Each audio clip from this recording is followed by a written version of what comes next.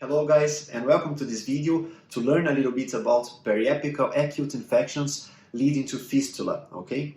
So we need to investigate cases like this and diagnose properly instead of only prescribing antibiotics, as antibiotics are not the answer for every single case, not really, okay? So we are going to talk about this as well.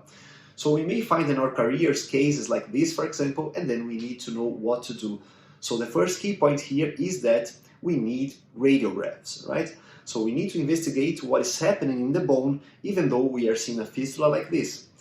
Periapical abscess, they may not have radiographic alterations, but in most cases the reality is that we are going to find bone resorption, as those were chronic lesions happening since a longer time, and then they became acute, and now we have the fistula, right?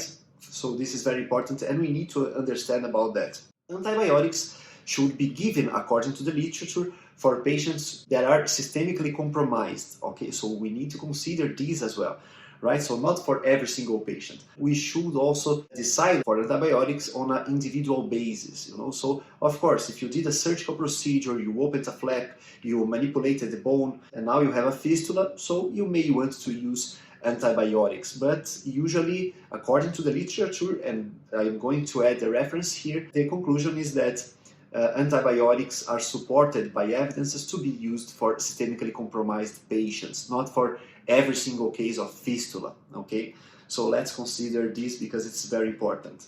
This leads us to the second key point, which is that we need to check how the fistula is draining, okay? So periapical fistulas, for example, they will show in the gingival tissue, and then they are actually already draining.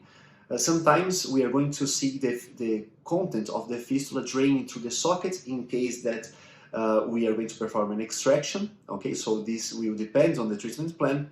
And sometimes we are going to see the fistula draining through the periodontal pockets, okay? And that's a periodontal abscess, right? So those are possibilities as well. We may have endoperial lesions, for example, and then when we press the gingival tissue, we are going to see the fistula draining through the periodontal pockets, okay? So this is very important.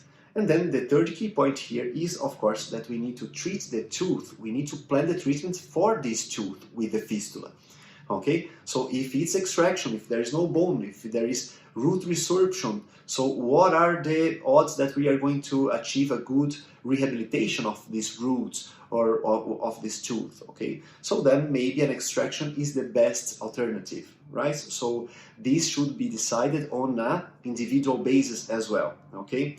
In case that there is almost no bone resorption or just a periapical lesion, of course we can plan an endodontic treatment, and this will be enough to treat the case, okay? So the fistula will be drained, and then the endodontic treatment will get rid of the source of bacteria, and then you are going to have a very good outcome of this case, all right? So it depends on how the conditions are and how you are going to find the conditions of the bone in your radiograph, or if 3D information is needed, then of course we can also ask for CBCT, especially if we are suspecting of root fractures, for example, right? Abscesses that are not draining in the form of a fistula, then we should be a little bit more careful, because this acute infection could spread through other spaces among the tissues. This will be topic of one of our next videos. So if you guys like this video, please hit the like button, and see you guys on the next videos.